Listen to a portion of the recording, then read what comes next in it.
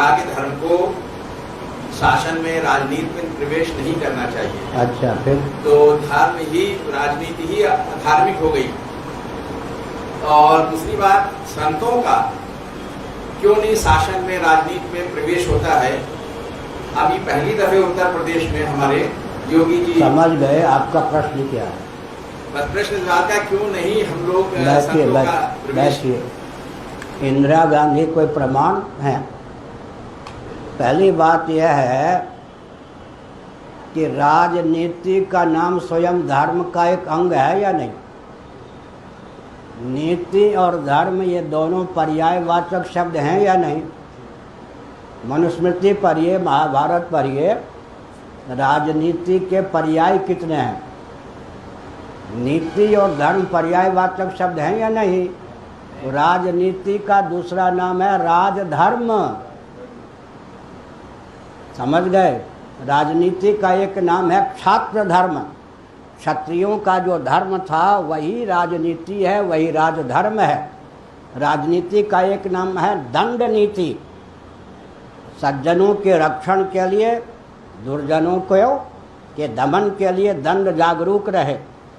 सज्जन दुर्जनता की धारा में बहने के लिए बाध्य न हों और जन्मजात कम सरीखा जो आतंकवादी दुर्जन वो बिल्कुल नियंत्रित किए जाएं। और अर्थनीति भी राजनीति का नाम है। अर्थनीति 1, दंड नीति 2, राजधर्म 3, छात्र धर्म 4 और राजनीति 5। ये 5 शब्द हैं। समझ गए? इंदिरा गांधी को धर्म, राजनीति का ज्ञान क्या था? राजनीति अपने आप में धर्म का एक अंग है। क्षत्रियों का जो धर्म था उसी का नाम राजनीति है। धर्म के बाहर अगर राजनीति कोई है तो हमारे पूज्य गुरुदेव स्वामी करपात्री जी महाराज कहते थे, धर्म विहीन राजनीति विधवा है और राजनीति से विहीन धर्म रणुआ है। रणुआ माने विधुर, जिसकी पत्नी दम तोड़ गई हो। अब रह गई बात संतों की। आप संत कहते हैं, ये शब्द किसका दिया हुआ? आपका ना। भाजपा के कार्यकर्ता को आप संत कहते हैं तो आपकी बुद्धि की बलिहारी। कांग्रेस के कार्यकर्ता संत वेश में हो गए। आप कांग्रेस के बनाए हुए संत, भाजपा के बनाए हुए संत को आप संत कहते हैं। परंपरा क्या कहती है? अच्छा, अगर संतों से प्रेम होता राजनीतिक दलों को तो गांधी जी को महात्मा के रूप में क्यों ख्यापित किया जाता? गांधी जी के लिए महात्मा शब्द का प्रयोग सबसे पहले किसने किया? किसकी प्रेरणा से किया? रविन्द्रनाथ टैगोर जी ने किया और अंग्रेज़ों की प्रेरणा से किया, ताकि राजनेता ही 2 खेमों में दिखाई पड़े। क्या? व्यासपीठ के पुरोधा भी राजनेता। अंग्रेज़ों के लाडले प्यारे गांधी जी को महात्मा के रूप में, आध्यात्मिक मनीषी के रूप में ख्यापित किया गया। गांधी जी से मेरी कोई दुश्मनी नहीं है।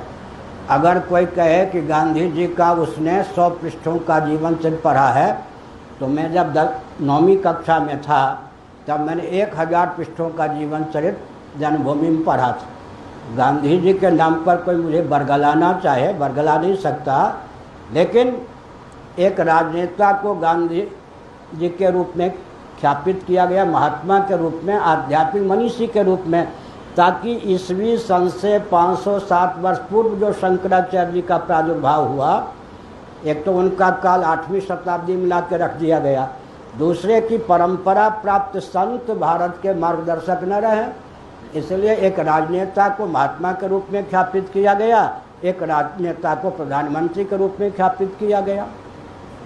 और इंदिरा गांधी को पता होगा क्या?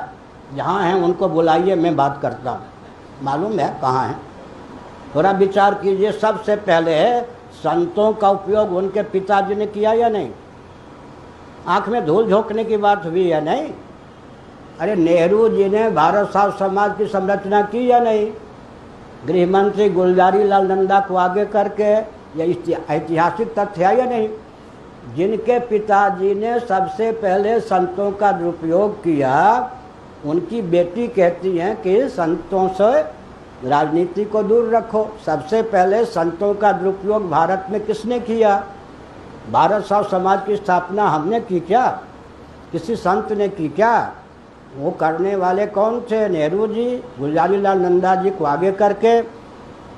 और आपको नहीं मालूम होगा, पुरुषोत्तम दास टंडन जी का नाम आपने सुना होगा।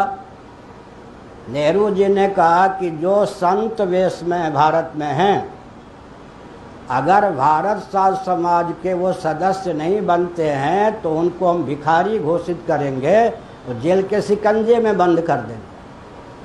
और जो भारत साधु समाज के सदस्य बनेंगे संत, उनको हवाई जहाज से उड़ाएंगे, फर्स्ट क्लास की टिकट सुलभ कराएंगे। हुआ या नहीं? आखिर भारत साधु समाज बनाने का लक्ष्य क्या था, आपको नहीं मालूम।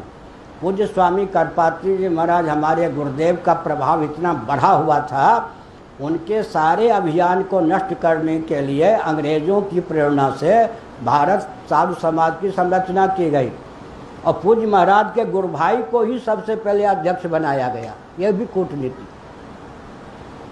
लेकिन पूज्य गुरुदेव का इतना प्रभाव था, जो भी भारत साधु समाज के अध्यक्ष होते गए, पूज्य गुरुदेव के अनुयायी होते गए। सबसे पहले संतों का राजनीतिकरण, कांग्रेस के प्रचार में संतों का उपयोग करने वाले इंदिरा जी के पिता ही थे। इंदिरा जी को मालूम नहीं था, इसका मतलब यही है, या मालूम था तो उन्होंने आंख में धूल झोंका भारत के। उसके बाद अशोक सिंघल जी ने उनकी अनुकृति की, सीधी बात। अशोक सिंघल जी ने क्या किया, जनसंघ छोड़ दीजिए, भाजपा ले लीजिए, जनसंघ भाजपा के प्रचारक के रूप में संतों को ख्यापित किया। वो अनुकृति किसकी थी? नेहरू जी की अनुकृति थी, भारत साधु समाज की। चारों कुंभों पर अशोक सिंघल जी ने कब्जा कर लिया, आपको नहीं मालूम है। जहाँ कुंभ नहीं था वहाँ भाजपा की मिली हुई सरकार थी या भाजपा की सरकार थी, वहाँ कुंभ मनाना शुरू कर दिया। मध्य प्रदेश में मंडला में, बिहार में सिमरिया में, माने कुंभ भी। अभी छत्तीसगढ़ में हर साल कुंभ होता है, जबकि हरिद्वार के अर्ध कुंभ में भी शाही स्नान नहीं होता। छत्तीसगढ़ में महानदी के तट पर राजीव लोचन में हर साल वहाँ की सरकार, भाजपा सरकार कुंभ मनाती है और नागाओं के शाही स्नान करवाती है रुपये के बल पर। आज भी देखिए, 5वें 6ठे कुंभ को जन्म देने वाले कौन? अशोक सिंघल जी। उनकी कूटनीति क्या थी? नेहरू जी की अनुकृति। नेहरू जी ने भारत साधु समाज की संरचना कांग्रेस को बुलंद करने के लिए की, और अशोक सिंघल जी ने संतों को, जो उनके मंच पर चले गए वो शंकराचार्य हो गए। आपको नहीं मालूम है? नहीं, बिल्कुल नहीं मालूम है। आपने कर्ण सिंह जी का नाम सुना है? टाई पेंट वाले हैं या नहीं? अभी के कर्ण सिंह नहीं, 40 साल पहले के कर्ण सिंह।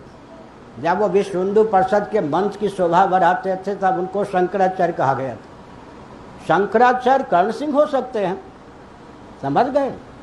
विश्व हिंदू परिषद के मंच की जब शोभा बढ़ाते थे तब, मुझे भी 58 साल इस वेश में हो गए, 40 साल पहले की बात कहता हूँ, तो कर्ण सिंह भाजपा की ओर से शंकराचार्य थे। साक्षी जी का नाम आप जानते हैं? साक्षी जी सांसद, फर्रुखाबाद से उनको चुनाव लड़वाया गया, शंकराचार्य के रूप में ख्यापित किया गया। इसका मतलब दो दल। अभी ये जो 4 वर्ष पहले चुनाव हुआ था, उसमें अशोक सिंघल जी मेरे पास चुनाव के पहले प्रयाग में बैठे थे। उन्होंने सारे संतों की शक्ति झोंक दी, उनके संतों की, भाजपा को जिताने के लिए, समझ गए? इसका मतलब संतों का राजनीति में, आजकल के राजनीति में प्रवेश नेहरू जी ने करवाया, उसकी नकल अशोक सिंघल जी ने की या आरएसएस ने की। तो किसको आप कहते हैं? 2 ही दल मुख्य हैं, दोनों दल ने संतों का दुरुपयोग किया है। अब यह है, राजनीति अराजक तत्वों की बपौती ना हो जाए, इसलिए अगर कोई संत वहाँ पहुँच करके, मैं नहीं पहुँच रहा हूँ, कोई संत वहाँ पहुँच करके आवश्यक शोधन करते हैं तो भी हम मान लेंगे कि ठीक। मैं नाम भी जानता हूँ, आप आदित्यनाथ जोगी का नाम सुने होंगे, मैं 25 साल से परिचित हूँ। अभी भी मेरे पास होली में आए थे और 1 घंटा कम से कम बैठे थे मेरे पास। तो मैं एक संकेत करता हूँ, उमा भारती जी का नाम सुना या नहीं? वो भी मेरे परिचित हैं। अवश्य कांग्रेस के बहुत से, पवन दीवान कांग्रेस के थे या नहीं, बाद में भाजपा में आए। जेल मंत्री रहे या नहीं, वन मंत्री रहे या नहीं, कांग्रेस ने भी तो संतों को चुनाव लड़वाया या नहीं। लेकिन राम जन्मभूमि के नाम पर जो संत पहुँचे, चिन्मयानंद जी गृहराज्य मंत्री थे या नहीं, उन्होंने कहा जब वो गृहराज्य मंत्री थे पुरी में आकर कि मेरे विद्यार्थी रहे हैं, विद्यार्थी माने वृंदावन में मुझसे वेदांत पढ़ा है, कुछ मुझे नहीं ध्यान है, 50 संतों ने मुझसे पढ़ा होगा वृंदावन में। उन्होंने कहा मैं तो आपका विद्यार्थी हूँ। हमने कहा आप तो रहते थे वृंदावन में, लेकिन मुझसे पढ़ा मुझे ध्यान नहीं, मैं आपसे पढ़ा हूँ, अपरोक्षानुभूति पढ़ा हूँ। चिन्मयानंद जी भी मेरे लाडले प्यारे हैं, उमा भारती भी मैं बहुत परिचित है, मठ में भी आती है, रहती है। ये सब राम जन्मभूमि के नाम पर गए या नहीं? और राम जन्मभूमि के नाम पर राम मंदिर न बने, इसमें रोड़ा अटकाया या नहीं? चिन्मयानंद जी को ही भाजपा ने आगे किया था राम मंदिर न बने। और काशी में अशोक सिंघल जी ने, आपको सुनकर आश्चर्य होगा, मैंने अशोक सिंघल जी से बात की, 70 बार मेरे पास आए होंगे, कार सेवकों पर, राम भक्तों पर लाठी चार्ज करवाए गए। समझ गए? हाँ, आपकी कल्पना ही नहीं हो सकती है, अपने स्वयं सेवकों पर लाठी चार्ज करवाए गए। इसका मतलब क्या है? राम जी के नाम पर जो सांसद बने, राम जी को अंगूठा दिखा दिया। तो किसने संतों का प्रवेश कराया राजनीति में? जिन्होंने कहा उनके पिताजी ने। सीधी बात। इसलिए सावधान होकर बोलना चाहिए। राजनीति अपने आप में धर्म है। अच्छा, सेवा धर्म है या नहीं? सेवा, संयम, देशभक्ति, ये सब धर्म है या नहीं? राजनीति में धर्म नहीं होगा तो धर्म, राजनीति उन्माद होगी या नहीं? अरे सेवा भी तो धर्म है या नहीं? संयम धर्म है या नहीं? राष्ट्र का उत्कर्ष धर्म है या नहीं? धर्म को छोड़ देंगे तो राजनीति रहेगी क्या? आगे 1-2 प्रश्न।